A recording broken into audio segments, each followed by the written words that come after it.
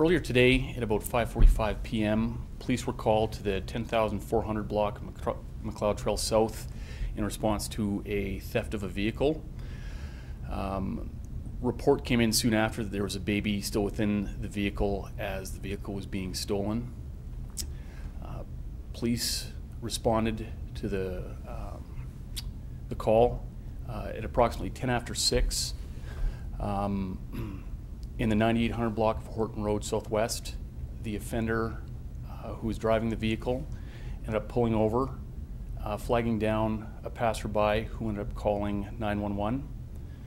Minutes after, EMS and city police attended at that address, took an offender into custody, as well as, of course, recovered the baby. There was no harm to the baby whatsoever, and our central investigative unit is currently investigating. So is it believed that this, having the baby in the backseat, was a surprise to this guy? Like there was no intent to kidnap a baby? It was more so just he was trying to steal a car and there happened to be a baby in it? I don't know for sure, but based on the facts and the way we see it, it was highly unlikely that they took it because there was a baby. The mere fact the offender pulled over, flagged the passerby down, he in fact asked them to take the baby to the hospital. That certainly would lead me to believe that there was certainly no intent for him to, in fact, kidnap the baby. How was a baby like this stolen? Just talk about the scenario in which this could happen. This did happen. I'm sorry? Just how did this happen? The car running, that door Yep. unlocked? Yeah, that's exactly it. At that address, the driver of the vehicle left the vehicle running, doors were unlocked, and went inside a store near that address. And of course, when she came out, she found that her vehicle was gone. So obviously, that's another real big reminder that people shouldn't be leaving their doors unlocked and their cars running in the wintertime, regardless of how cold it is, because obviously this can happen.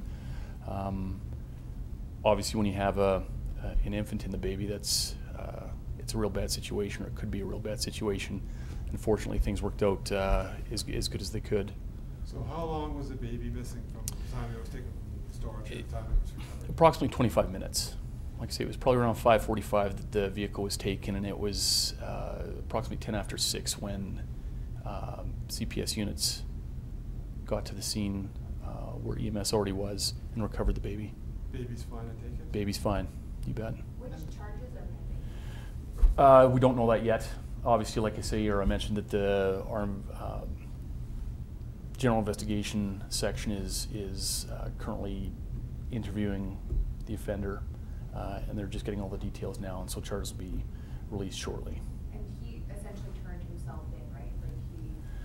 Well, yeah, I mean, he, like I say, he got out of the van, asked for assistance from passersby, and he stayed there until, well, EMS got there, and then until we got there.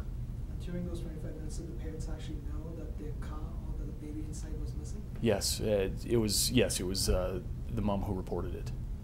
And so who, can you just, I know you said you're not terribly clear on whether the dad was there or not, but can you just talk about who was involved in this situation? Like who was away from the vehicle? Like, the information that we got was there was the mother and a 2-year-old, and her 2-year-old were away from the vehicle, and the 10-month-old boy was in the car seat within the vehicle. So the guy wasn't aware. He was expecting just the baby to be taken to the ambulance. Is that how he was able? He just stayed there, obviously, until you arrived. He wasn't expecting police necessarily. Yeah, I mean, it's hard to say. Obviously, we haven't. I certainly haven't had a chance to speak with the officers who've spoken with him. It's just at the end of the day, and I mean, it was kind of surprising, but he was still there with the vehicle as we showed up. do you have an age on the suspect? No information on the suspect as of yet. That'll all be released in the future after the investigation is more complete. And as far as you're concerned, this is just, it seems to be a crime of opportunity. It just, guy sees a running vehicle and thinks, why not take that? You know what? I would say, yeah, that's exactly what that was. I mean, again, based on the fact that he summoned passersby, I don't think there was intent that, or that he knew that the baby was in the back initially. It's just the fact the vehicle was running, the doors were open, and he got in and drove away. Talk about your response. Like it was a major response. What is the name for that, and what did you do? I know there's checkpoints, everything like that. What was your response to this? Well, it's actually that's a good question, because it's things like this that makes me very proud to be a police officer, because the response that the men and women of the service had to this was exceptional, in the sense that every available unit within the city who wasn't on a high priority call dropped what they were doing and responded.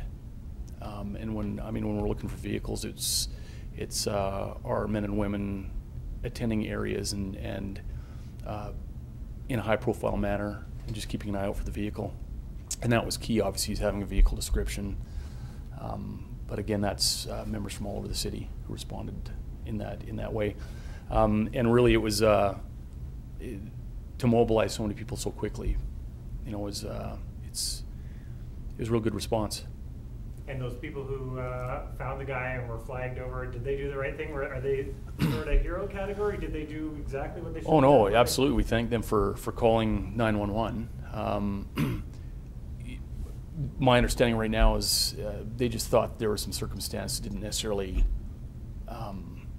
compute properly, in the sense that, a male comes out and says they want them to take the baby to the hospital, and they obviously called 911 and got the troops going their way, which was a great decision. This is a good reminder for people to always not leave anybody in a vehicle. Great reminder, you betcha. Especially now with the holidays. Yeah, absolutely. And and also with cold weather. Holidays, cold weather, people like to keep their vehicle warm, so they've got a warm vehicle to get into. But this is something that can happen. As rare as it is, it's something that can happen. And again, it could have been a very serious situation, or the results could have been very serious. So we're just thankful that things really worked out well. What are you saying for people not to do that? What you could advise people? If I would advise people, I'd say lock your doors. Don't leave children in your car once you leave the car. And like I say, you just try and be as secure as you can. Can you speak just a little more specifically about the response of what it's called, and how many people were on tonight when this call came through, and what happened? Well, no. I'll say this. Is that we were on the verge of calling an Amber Alert, or activating an Amber Alert. The vehicle and the baby was recovered right when we were in the process of doing that. So that was coming momentarily, and then we got the word. So of course we deactivated the process for that. In terms of numbers of people working, I won't get into the numbers of people that we have working, but like I say, you can rest assured that it was people from all districts that we've got that stopped what they were doing and responded to this. Major crime response, is that what it is, or what was it called? What's the protocol? Yeah, it is a major, it's a major crime response. It's something that's where we can call it a few things, but it's like I say, it's just the sergeant and the people from the real-time operations center that just come together and get a hold of our dispatch, who goes, communicates with everybody and just tells them we need their help. Put up points and do what we have to do to find the vehicle.